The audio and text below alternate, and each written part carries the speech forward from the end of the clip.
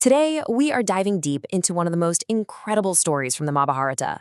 It's a tale about Arjuna, a hero who, after gaining the powers of the gods, had to face trials that were, well, literally impossible for any mortal to survive. So, picture this. Arjuna has been away for 5 long years, training up in the heavens. Down on Earth, his brothers, the Pandavas, are waiting. And waiting. Then, on the 7th day, they see it. Indra's celestial chariot, pulled by 10,000 horses, blazing down from the sky like a meteor. And there he is, Arjuna, decked out in celestial armor and jewels, looking like a god himself. The reunion is incredible, of course, but believe me, this is just where our story kicks off. You see, getting all these divine weapons and personal training from Indra, the king of the gods, that's not exactly a freebie. It comes with a price, a sacred offering they call a dakshina. And we're not talking about gold or jewels here. This is a spiritual debt, one that can only be paid back with an act of true, unbelievable heroism. And here it is. This is Arjuna's price. Indra gives him a mission that sounds completely insane. He has to destroy the Nivatakavakas. Now, these aren't your run-of-the-mill bad guys. We're talking about a race of 30 million demons living in a fortress hidden deep within the ocean, a task so hard that even the gods themselves had tried and failed. No pressure, right? So Arjuna hops into Indra's chariot, which is basically the most epic vehicle ever. It can travel anywhere, sky, land, you name it. And with the divine charioteer Matali at the reins, they plunge straight into the ocean. They fly past giant sea monsters and mountains of gems, heading down, down, down into the nether regions, straight for that hidden demon city. As they get close, tens of thousands of demons pour out of the city to fight. Arjuna holds them back with a storm of arrows, but then the battle takes a turn. The real power of the Nivatakavakas isn't their numbers or their weapons, it's their magic. They just vanish. And that's when the real fight, a terrifying battle of illusions, begins.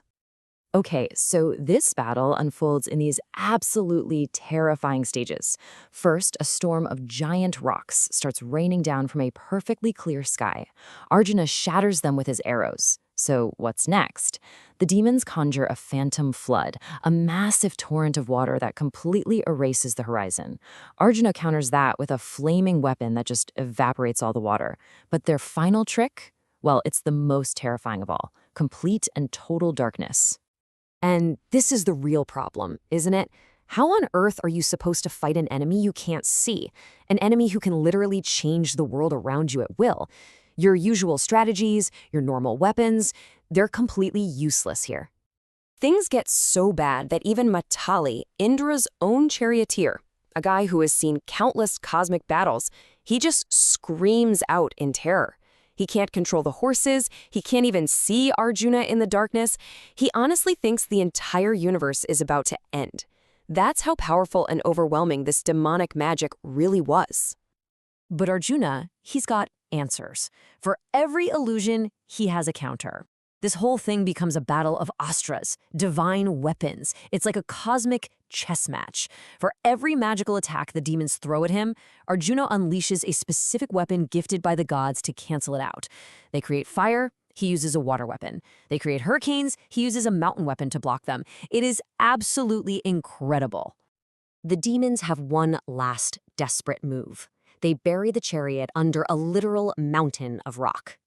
It seems like it's over, but this is when Arjuna pulls out his trump card, Indra's thunderbolt weapon, the mighty Vajra. He charges his arrows with its power, and they don't just break the rocks, they pulverize them into dust.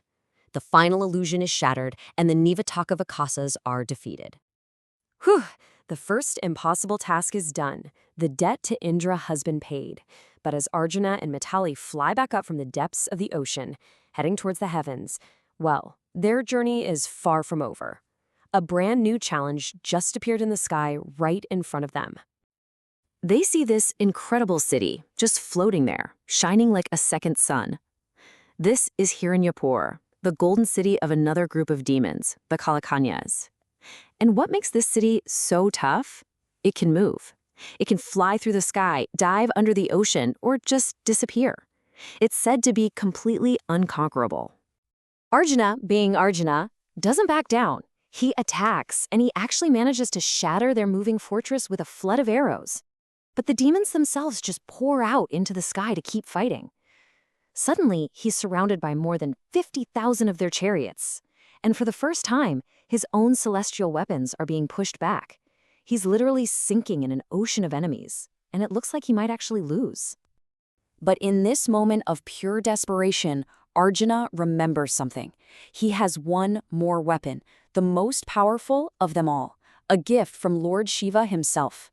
He gathers his will, recites the sacred mantras, and invokes the Rudra Astra. And instantly, this terrifying, awesome form appears, a being with 3 heads, 9 eyes, and hair blazing like the sun. Now, the Rudra Astra isn't just a single arrow. Oh no, when Arjuna unleashes it, it explodes into 1,000 different shapes. You have missiles shaped like lions, tigers, and giant serpents swarming the enemy. You have legions of ghostly beings, followers of Shiva, rushing onto the battlefield with terrifying roars.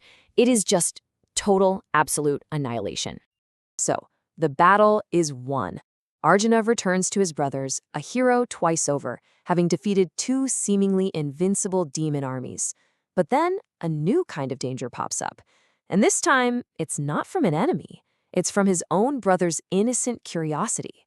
Yudhishthira is so amazed, he asks Arjuna to show him these incredible divine weapons. As Arjuna gets ready to put on a little demonstration, the earth itself starts to shake. The gods appear in the sky, and the great sage Narada is sent down with a critical warning. These weapons are not toys. They aren't for show. Their power is so immense that just using them for no reason could literally destroy all 3 worlds. And that is Arjuna's final, and maybe most important lesson. With great power comes even greater responsibility. And that leaves us with a question to think about. I mean, Arjuna's story is epic, right? But it points to something deeper. We all face our own impossible battles, our own invisible enemies that use illusion and fear.